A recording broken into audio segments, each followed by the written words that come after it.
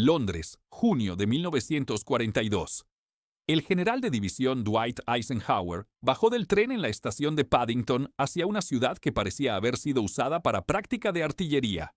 El gran techo de cristal de la estación tenía agujeros enormes remendados con lonas. Bloques enteros cercanos eran solo escombros y maleza. 2 años después de que cayeran las bombas, un autobús rojo de 2 pisos pasó rodando, sus ventanas tapadas con madera contrachapada. La gente en la acera caminaba con determinación, vestida con abrigos raídos, rostros delgados por el racionamiento. Miraban su uniforme estadounidense impecable con algo que podría haber sido curiosidad o podría no haber sido nada en absoluto. Habían visto demasiado como para impresionarse por las estrellas de un general.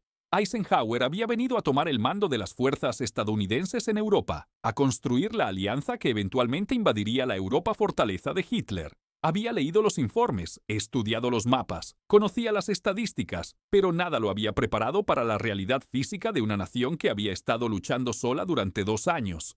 Cada edificio contaba una historia, cada rostro llevaba un peso. Esta no era la Gran Bretaña de su imaginación, el imperio de pompa y ceremonia. Esto era algo más duro, algo forjado en fuego que no se rompería. Más tarde escribiría que había esperado encontrar un país al borde del colapso, cansado y desesperado por el rescate estadounidense. En cambio, encontró un pueblo que había mirado al abismo y decidido escupirle. 2 años antes, en junio de 1940, Gran Bretaña había enfrentado el momento más desesperado en su historia milenaria. Francia había caído en 6 semanas. La fuerza expedicionaria británica había sido evacuada de Dunkerque, dejando atrás todo su equipo pesado. Noruega estaba perdida. Los Países Bajos estaban perdidos.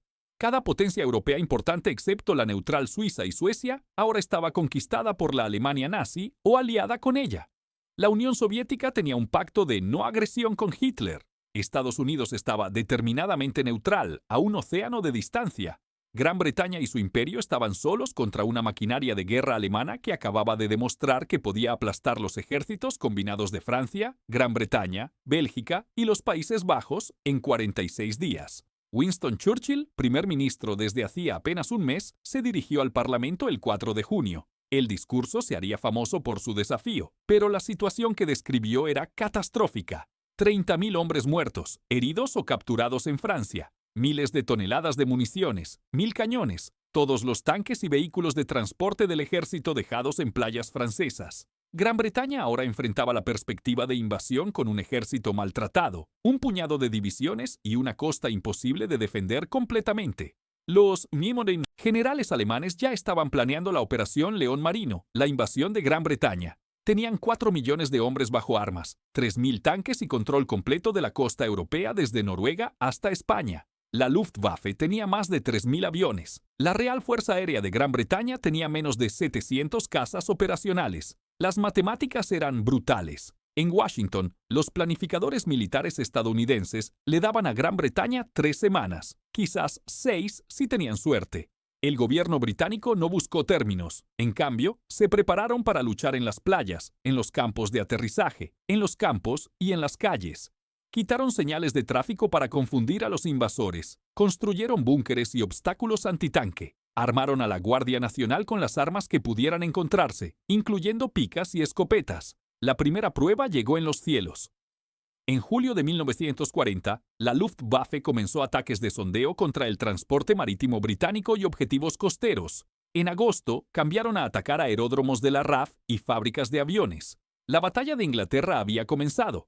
Hermann Göring, comandante de la Luftwaffe, creía que podía destruir la RAF en 4 días, quebrar la moral británica en 4 semanas y despejar el camino para la invasión. Los pilotos del comando de cazas de la RAF estaban superados en número 3-1. Muchos apenas tenían 20 años. Volaban Hurricanes y Spitfires en 4, 5, a veces 6 salidas al día. Despegaban, subían a 20.000 pies, luchaban por sus vidas contra cazas y bombarderos alemanes, aterrizaban, repostaban, se rearmaban y volvían a subir. Las estadísticas eran despiadadas. El comando de cazas perdió más de 500 pilotos muertos o heridos entre julio y octubre. Cada día la aritmética empeoraba. Cada día la RAF seguía volando. El 7 de septiembre, la Luftwaffe cambió de táctica. En lugar de atacar aeródromos, atacarían Londres, quebrarían la moral civil, harían que el pueblo británico exigiera rendición. Esa primera noche, 300 bombarderos lanzaron 300 toneladas de explosivos de alta potencia y miles de bombas incendiarias en el East End de Londres. Los muelles ardieron. Almacenes llenos de ron, azúcar, pintura y madera crearon tormentas de fuego visibles a 50 millas de distancia. 430 civiles murieron. 1.600 resultaron gravemente heridos. Los bombarderos regresaron la noche siguiente y la siguiente y la siguiente. Durante 57 noches consecutivas, bombarderos alemanes atacaron Londres. Las sirenas de ataque aéreo aullaban al anochecer. La gente reunía a sus hijos y sus objetos de valor y descendía a las estaciones del metro, a refugios en sótanos, a las carboneras debajo de sus casas. Se acostaban en la oscuridad, escuchando el silbido de las bombas que caían, el estruendo de las explosiones, el colapso de edificios. Cuando sonaba la alarma de todo despejado al amanecer, emergían para averiguar si su hogar todavía existía. Los bombarderos atacaron más que Londres. Coventry fue golpeada por 500 bombarderos en una sola noche. El centro medieval de la ciudad destruido, la catedral reducida a un cascarón, Birmingham, Liverpool, Manchester, Glasgow, Belfast, Plymouth, Southampton, todos fueron martillados. La Luftwaffe lanzó más de 40.000 toneladas de bombas sobre Gran Bretaña en 8 meses. Más de 43.000 civiles fueron asesinados. Más de 1 millón de hogares fueron destruidos o dañados. El pueblo británico no exigió rendición. Desarrollaron una rutina sombría. Dormir en los refugios. Emerger al amanecer. Verificar si tu casa todavía estaba en pie. Ir a trabajar si podías llegar. Hacer cola para las raciones. Evitar las bombas sin explotar marcadas con banderas rojas.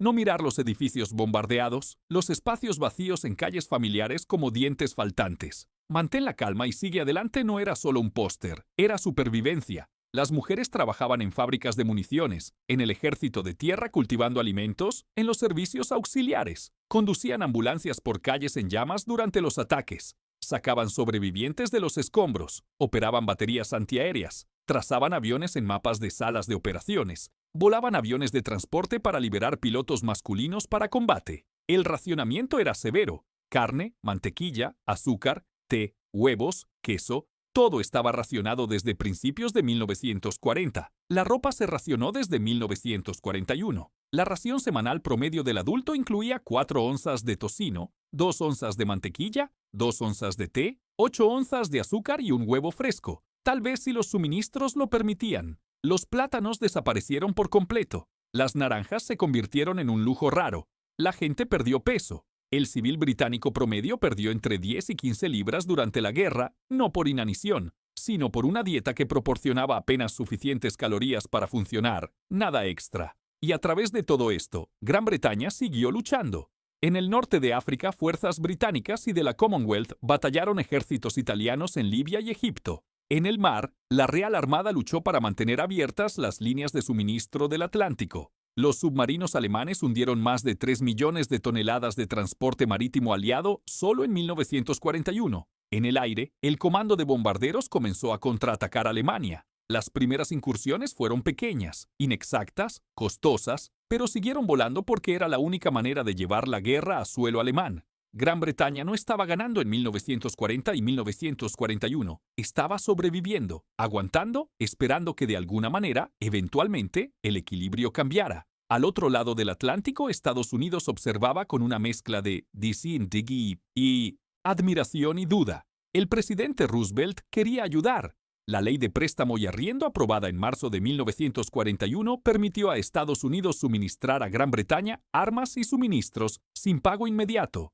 Miles de aviones, tanques, camiones y toneladas de alimentos cruzaron el Atlántico. Era ayuda, no alianza. Estados Unidos todavía era neutral. Luego vino Pearl Harbor. El 7 de diciembre de 1941, el ataque sorpresa de Japón trajo a Estados Unidos a la guerra instantáneamente. 4 días después, Hitler declaró la guerra a Estados Unidos. Súbitamente, Gran Bretaña tenía un aliado con poder industrial que empequeñecía al de Alemania, con recursos que parecían ilimitados. Pero las fuerzas estadounidenses no estaban listas. Construir la fuerza que podría invadir Europa tomaría años. Mientras tanto, generales y oficiales de Estado Mayor estadounidenses comenzaron a llegar a Gran Bretaña para planear la eventual ofensiva. Llegaron esperando encontrar un país de rodillas, agradecido por el rescate. Encontraron algo muy diferente.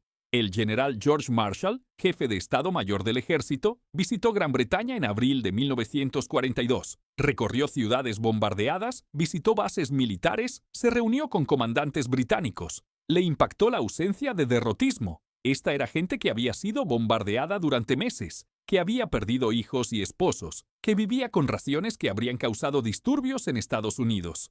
No estaban vencidos, estaban enojados, determinados y muy cansados de luchar solos. Eisenhower llegó en junio y tomó el mando de las fuerzas estadounidenses en el teatro europeo. Sus primeras impresiones, registradas en cartas y más tarde en sus memorias, mostraban a un hombre lidiando con la brecha entre expectativa y realidad. Había esperado agotamiento de guerra, encontró resiliencia. Había esperado gente desesperada por ayuda estadounidense. Encontró gente que estaba contenta con la ayuda, pero que había estado arreglándosela sin ella durante 2 años y sabía exactamente lo que estaba haciendo. Eisenhower caminó por las calles de Londres en las tardes contra el consejo de su detalle de seguridad. Vio el daño de las bombas en todas partes. Bloques enteros reducidos a escombros, edificios con sus frentes volados, exponiendo habitaciones como casas de muñecas, iglesias que eran solo cascarones abiertos al cielo. Vio gente viviendo en los restos, literalmente. Familias acampando en hogares parcialmente destruidos, cocinando en estufas de campamento, colgando ropa entre paredes rotas. Visitó fábricas trabajando las 24 horas, produciendo tanques y aviones y municiones. Visitó bases de la RAF, donde pilotos y tripulaciones volaban misiones sobre la Europa ocupada cada noche. Visitó campos de entrenamiento del ejército donde unidades británicas se preparaban para la eventual invasión. En todas partes vio gente que estaba delgada, cansada y absolutamente no dispuesta a rendirse. Un incidente quedó con él. Estaba visitando una fábrica en las Midlands que había sido bombardeada 2 veces. El techo estaba remendado con metal corrugado. Las ventanas estaban voladas y cubiertas con lona. La maquinaria era vieja, parte de ella dañada y reparada. Los trabajadores, en su mayoría mujeres, estaban produciendo piezas de tanques en 3 turnos, 24 horas al día.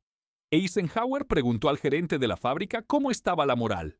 El hombre lo miró con sorpresa. «Moral, señor. Estamos ganando, ¿no? Todavía estamos aquí. Jerry no lo está». Esa era la actitud británica en una frase. Todavía estamos aquí. Solo eso ya era victoria. El respeto entre fuerzas británicas y estadounidenses fue quizás mejor demostrado en la planificación del día D. Eisenhower era comandante supremo, pero su adjunto era el mariscal jefe del aire Arthur Tedder, británico. Montgomery comandaba todas las fuerzas terrestres para el asalto inicial, estadounidenses y británicas. El almirante Bertram Ramsay, británico, comandaba las fuerzas navales. Era un comando genuinamente integrado. La invasión el 6 de junio de 1944 involucró más de 150.000 tropas el primer día, estadounidenses, británicos y canadienses.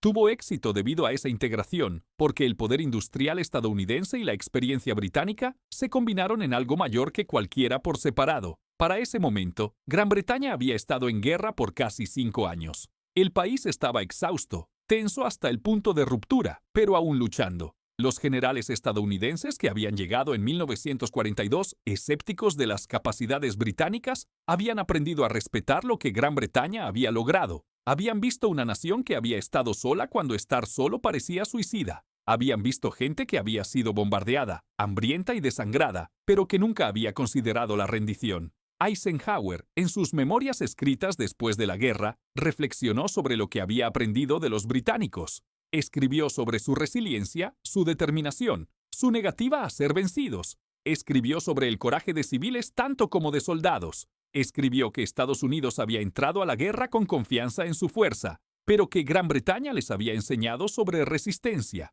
Cuando generales estadounidenses dijeron que estaban impresionados por Gran Bretaña luchando sola durante 2 años y nunca rindiéndose, no estaban ofreciendo elogios vacíos. Estaban reconociendo algo profundo. Estaban reconociendo que Gran Bretaña había mantenido la línea cuando nadie más podía o quería, que Gran Bretaña había tomado todo lo que la Alemania nazi podía lanzarle, y permaneció en pie.